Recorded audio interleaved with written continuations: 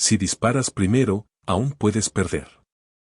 Pero si dudas, no vuelves a disparar. La madrugada en Culiacán no tiene relojes. Las calles duermen con un ojo abierto y el otro apuntando. Porque en esta ciudad, la vida se mide en ráfagas, no en minutos. Y esta historia comenzó cuando el silencio duró demasiado. Fue un miércoles. O al menos eso dijeron los que aún podían hablar. 3 días antes, un convoy del cártel de Sinaloa desapareció sin dejar huella en la Ruta 45, una carretera que debería estar asegurada. 17 hombres. 4 vehículos. 0 rastros. Solo un mensaje llegó al siguiente amanecer, en un sobre pegado a la puerta de un taller mecánico: tu casa tiene termitas. El Chapo lo supo de inmediato. No era una amenaza. Era una confesión. Alguien dentro de su círculo más cercano estaba filtrando rutas, nombres, horarios. Alguien jugaba a 2 bandos. Y lo peor, alguien creía que podía hacerlo sin consecuencias. El segundo golpe no tardó en llegar. A su sobrino lo encontraron quemado dentro de una camioneta oficial del cártel. El cadáver irreconocible, la placa intacta. Fue un mensaje grabado con fuego. Uno que el Chapo no podía ignorar. Entonces convocó a los pocos que aún consideraba leales. Les entregó una última misión: este convoy no lleva coca. Lleva justicia. 4 vehículos blindados. 20 hombres armados. Un solo destino: llegar al rancho La Palabra y recuperar lo que nadie debía haber tocado. Pero también, descubrir quién lo permitió. Los hombres sabían que no era un traslado. Era una purga. Una trampa tendida desde ambos extremos, desde fuera y desde adentro. Porque en Sinaloa, los enemigos no siempre se esconden en las sombras. A veces te abrazan, te llaman jefe y apuntan mientras sonríen. Así comenzó el último convoy. Una historia donde cada bala tiene nombre, cada paso está marcado. Y cada traición se paga con sangre. Las traiciones no llegan desde el frente, llegan desde donde guardas tu arma. El convoy salió al amanecer. 4 camionetas blindadas, cada una con los vidrios tintados y el silencio como copiloto. La ruta marcada no era larga, del rancho El Grito hasta La Palabra, una extensión de 67 kilómetros de puro asfalto y polvo caliente. Pero en ese tramo corto, se escribiría una historia que nadie podría borrar. En la primera camioneta iba el mudo, el sicario que nunca hablaba, pero que sabía disparar con la precisión de un cirujano. En la segunda, el zurdo, encargado de comunicaciones, con un radio colgado al cuello y un machete oxidado como firma. En la tercera, los hermanos Castañeda, gemelos inseparables, famosos por reír durante las balaceras. En la cuarta, iba él. Nadie conocía su verdadero nombre. Le decían el primo porque siempre decía que era familia de alguien importante, aunque nadie supiera quién. Tenía ojos que no parpadeaban y un dedo índice que jamás temblaba. Pero esa mañana, su mirada era distinta. No vigilaba el camino, vigilaba a los hombres. A los 13 kilómetros, la señal del radio comenzó a fallar. El zurdo intentó reajustar la frecuencia. Un zumbido. Luego, silencio. Al minuto, regresó una voz que no era del canal asignado. El regalo viene envuelto en plomo. Nadie entendió al principio. Pero el mudo ya estaba sacando su arma. El convoy se detuvo en seco. El primo bajó lentamente, con la mano en la espalda. Su mirada recorría los rostros, y luego, el cielo. Como si esperara algo desde arriba. Entonces, la primera bala vino desde un maizal. No hubo tiempo para gritar. Solo disparar. La emboscada estaba perfectamente coreografiada: 5 francotiradores escondidos, 2 pick-ups sin placas por los flancos y un dron sobrevolando para marcar los puntos de tiro. Pero lo que nadie sabía es que alguien dentro del convoy estaba alimentando cada paso de esa coreografía. El mudo cayó primero. Un tiro en la nuca, justo en el momento en que intentaba cubrir a el zurdo. Los hermanos Castañeda se cubrieron entre ellos, formando una barrera humana imposible de penetrar sin morir. El primo, simplemente se agachó. Ni una bala lo rozó. Cuando los disparos cesaron, 4 cadáveres estaban sobre el asfalto. Y el dron ya no volaba. Pero el Chapo, desde lejos, supo que algo no cuadraba. Porque en los restos del equipo de radio, faltaba una parte, el chip transmisor. Y solo uno del convoy tenía acceso a ese dispositivo. Uno que nunca resultó herido. Aquel día, la sangre no fue lo más valioso que se derramó. Fue la confianza. Y en Sinaloa, cuando se pierde la confianza, lo que sigue, es guerra. Cuando solo uno queda vivo, también queda el silencio como sospechoso. El sol estaba en lo alto cuando los refuerzos llegaron. 12 hombres, todos con chalecos tácticos sin insignias, descendieron por el costado de la ladera como si fueran sombras entrenadas para no hacer ruido. Lo que encontraron fue un campo de guerra dormido, casquillos de bala calientes, sangre que todavía se escurría por el asfalto, cuerpos con los ojos abiertos como si aún observaran al cielo. Pero lo que más les llamó la atención fue que uno de los vehículos seguía encendido. La camioneta delantera, con el motor rugiendo, pero sin nadie al volante. Dentro del bosque cercano, entre los matorrales secos y las ramas rotas por la huida, encontraron a el primo. Sentado, con las manos cubiertas de tierra, y una sola palabra en la boca. Nos vendieron. El líder de los refuerzos, conocido solo como Chamaco, no necesitó escuchar más. Sacó su radio, dio una orden cifrada, y marcó la zona como roja. Nadie entra, nadie sale, hasta que la verdad se desangre por sí sola. Pero había algo que el primo no sabía, uno de los drones de reconocimiento no había sido destruido, solo había perdido conexión momentáneamente. Y en sus grabaciones quedaban 10 segundos de un momento clave, justo después de la emboscada, cuando el primo se acercó al cuerpo del zurdo y extrajo algo de su chaqueta. No era un arma. Era un microdispositivo. Un transmisor. El chamaco, al revisar la imagen esa noche, entrecerró los ojos. Su voz sonó grave cuando llamó a la central. Tenemos un testigo. Y también un ejecutor. Mientras tanto, en Culiacán, el Chapo había mandado cerrar 3 rutas clave. Las entradas por el este estaban selladas, y se emitió una orden silenciosa: cualquier hombre que sobreviva sin heridas debe ser escuchado 2 veces. O eliminado sin aviso. El primo fue escoltado hasta una propiedad en las afueras. Una cabaña con sótano y una mesa larga de madera. Allí lo esperaba alguien inesperado, la gata, la mujer que había sido sicaria en el pasado, y ahora dirigía los interrogatorios especiales para el cartel. Era conocida por no levantar nunca la voz, pero lograr que los hombres gritaran hasta que sus cuerdas vocales sangraran. Tú fuiste el último que disparó, le dijo mientras afilaba una navaja. Pero lo que quiero saber es, ¿a quién le disparaste realmente? El primo no respondió. Solo miró el vaso de agua frente a él. Sabía que si lo tocaba, significaba hablar.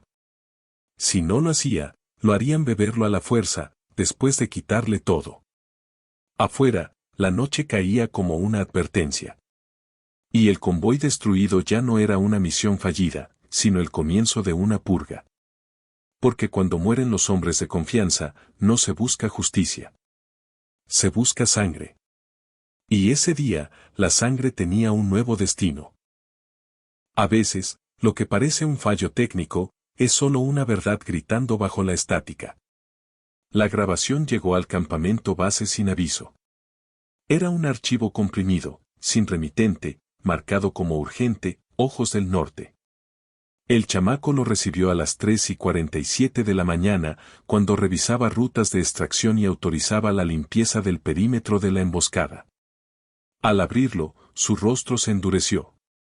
No por las imágenes, sino por el audio. Una conversación. O mejor dicho, una confesión. Dos voces masculinas, grabadas con nitidez entre el crujir de las ramas y el zumbido de las moscas. Se escuchaba claramente. El convoy saldrá por la brecha vieja. Solo cambia las coordenadas y el paquete será tuyo. Te darán el pago en Nogales. ¿Y los demás? No llegarán. Tú solo dispara primero. Los muertos no hacen preguntas. El segundo que hablaba era el primo. La grabación no provenía de los drones, ni de los micrófonos ocultos en los vehículos. Provenía de una torre abandonada de telecomunicaciones a más de 6 kilómetros de la zona cero. Una torre que, supuestamente, había dejado de funcionar 3 años antes. Chamaco se levantó sin decir palabra. Dio la orden de que nadie más accediera al archivo y que la torre fuera asegurada con fuego si es necesario. Porque si esa señal había sobrevivido, entonces alguien más también lo había hecho. Y estaba enviando un mensaje muy claro: no todos los traidores corren. Algunos, esperan. En la cabaña, la gata ya había pasado a la siguiente fase. Había apagado las luces y encendido un pequeño generador de sonido blanco. No para evitar que se escucharan los gritos, sino para que nadie supiera cuando se interrumpía el silencio. Porque a veces el miedo no entra con violencia, sino con duda. ¿Quién te dio la orden?, preguntó por cuarta vez. El primo, con los labios partidos y una costilla rota, seguía en silencio. Pero entonces hizo algo inesperado. Rió. Una risa breve, seca, como un disparo. No me la dieron, la tomé. Como tú. La gata no reaccionó. Solo alzó la mano, y 2 hombres entraron con un dispositivo viejo. Un casete. Grabado con cinta magnética. En él, una voz femenina repetía una frase. Hay uno de los tuyos que ya no es tuyo. Chamaco llegó a la cabaña al amanecer. Entró sin decir palabra, miró al primo a los ojos y dijo: ¿Quieres saber qué delata a un traidor? Que nunca tiembla cuando está atrapado. Porque cree que aún tiene una salida. Sacó su arma. Pero no disparó. Porque en ese momento, el convoy médico que traía refuerzos fue emboscado. Otra señal. Otro mensaje. Y esta vez, ya no había interferencias. Cuando un cuerpo falta, es porque alguien decidió que debía seguir hablando. Los disparos no vinieron del norte, como esperaban. El ataque vino del este. Un ángulo ciego, más allá de la línea de cactus y los cerros donde, supuestamente, ningún convoy podía circular sin ser detectado. Pero aquel no era un convoy. Eran motocicletas. 20. Con motores modificados y fusiles pegados al manillar. Cada piloto era una bala humana con dirección precisa. Cada ráfaga, una respuesta al silencio que reinaba en la cabaña. Chamaco salió con la gata apenas oyó el primer estruendo. El primo ya no estaba en la silla. La cuerda colgaba vacía, cortada con precisión quirúrgica. En su lugar, una nota escrita con sangre. Alguien le pagó para morir, pero aún no cobró. La confusión reinaba.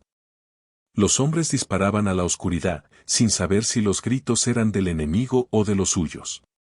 La radio estallaba en interferencia. Zona roja, coordenadas cruzadas, tenemos 2 bajas. Pero nadie sabía quién hablaba. O desde dónde. Fue entonces cuando Chamaco decidió volver al origen, el rancho viejo de don Gilberto. Un lugar que no aparecía en ningún mapa pero que todos conocían. Porque ahí, según los rumores, se enterraban los secretos que ni los muertos querían cargar. Al llegar, solo encontró un montículo de tierra removida y una pala oxidada clavada como cruz. Desenterraron sin saber qué esperaban hallar. Pero lo que encontraron no era un cuerpo, sino un ataúd vacío. Dentro, solo una caja de madera con un casete y una bala marcada con el número 12. El mensaje era claro: el último convoy no ha pasado, todavía. La cinta revelaba otra traición. Otra voz. Esta vez, la de uno de los jefes de seguridad del Chapo. Si matamos a los suyos antes de que salgan, los nuestros cruzarán sin un rasguño. Se escuchaba el tintineo de vasos, risas, y luego, silencio. Pero no cualquier silencio. El que viene antes del disparo. El que pesa más que el plomo. La gata miró a Chamaco con los ojos encendidos. Hay uno más, y está dentro de la casa grande. Ese mismo día, el rancho fue rodeado. No por sicarios, sino por amigos. Cada uno de ellos había sido invitado a proteger, no a traicionar. Pero cuando el polvo se asentó y el humo de las armas se disipó, solo quedaron 3 en pie. Chamaco.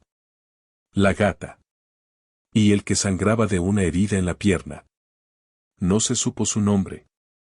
Pero se sabía una cosa. Había cavado la tumba días antes. No para alguien más. Sino para él mismo. Porque en este mundo, a veces uno entierra primero, y decide después a quién. A veces, el traidor no es el que entra, sino el que nunca salió. En las listas de vigilancia del cártel de Sinaloa, todo se contaba con precisión quirúrgica: cuántos hombres, cuántas armas, cuántos vehículos, cuántas balas se disparaban por día. Nada escapaba al conteo. Nada, excepto un número. Uno que había sido omitido. Uno que parecía invisible pero que, al final, dispararía más muerte que una metralla entera. Era el número 27. El nombre no aparecía. No había rostro. Solo registros cruzados, raciones de comida servidas, gasolina consumida, un radio encendido a las 3:17 de la mañana en una torre que, oficialmente, estaba vacía. Chamaco, que ahora había tomado el control del convoy sobreviviente, reunió a los 5 que quedaban. Cada uno había perdido algo: hermanos, amigos, parte del oído por las explosiones. Pero no habían perdido la voluntad. Y esa noche, mientras se ocultaban en una estación de tren abandonada en Guamúchil, decidieron cruzar la línea que el Chapo había marcado años atrás: investigar a los suyos. Comenzaron con las radios. Cada canal tenía eco, pero uno devolvía una respuesta en doble frecuencia. Una voz vieja. Rasposa. ¿Qué decía? Si llegaron hasta aquí, ya no pueden volver. Era él. El número 27. O como se hacía llamar en clave, el corredor. Un antiguo informante de los Zetas, dado por muerto en un enfrentamiento en 2014. Pero su cadáver nunca apareció. Solo un chaleco con impactos y una nota: nos vemos cuando el tren vuelva a pasar. Ahora, ese tren estaba por llegar. La gata, agachada entre los vagones, escuchó pasos. No de botas normales, sino de suelas gastadas.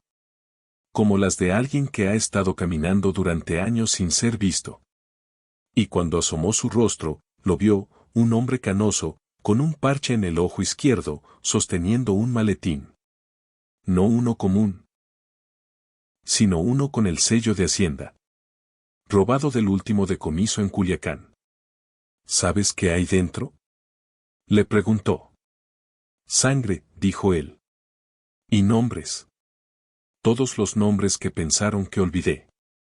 La gata no dudó. Apuntó. Pero antes de disparar, escuchó algo más. En el maletín, una pequeña grabadora aún seguía corriendo. Y en ella, la voz del Chapo. Si estás oyendo esto, ya mataste a la persona equivocada. Silencio. El disparo no salió. La traición era más grande de lo que pensaban. Porque el número 27 no trabajaba para nadie, solo para una idea. Que el miedo puede ser el mejor aliado del poder.